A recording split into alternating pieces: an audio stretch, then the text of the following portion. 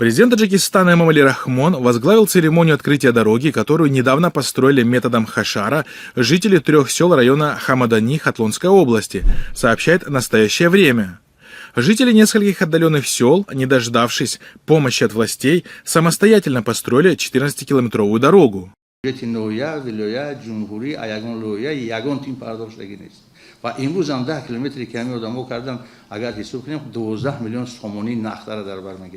Примечательно, что ситуация с постройкой дороги лишь один из многих примеров того, что жители Таджикистана вынуждены сами строить объекты инфраструктуры. Режим Рахмона постоянно перекладывает непосредственные обязанности государства на плечи частных предпринимателей и простых жителей страны.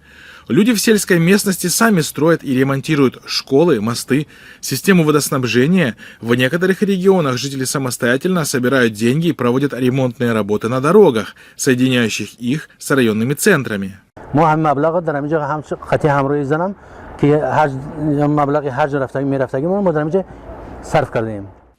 Таджикский режим, вместо того, чтобы обеспечить надлежащие условия жизни для своего народа, часто призывает граждан тратить свои с большим трудом заработанные в трудовой миграции деньги на решение инфраструктурных проблем. Вместо совершения хаджа население призывает тратить деньги на выполнение обязанностей государства. Это вызывает противоречивые чувства у многих граждан, особенно учитывая тот факт, что хадж является одним из 5 столпов ислама и обязательным для верующих, обладающих достаточными средствами.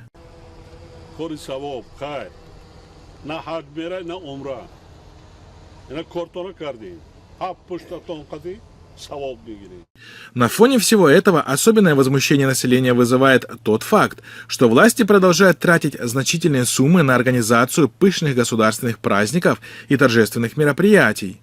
Каждый год в стране отмечается множество праздников с большим размахом, включая встречи высокопоставленных иностранных делегаций и национальные праздники, на которые уходят колоссальные средства из бюджета.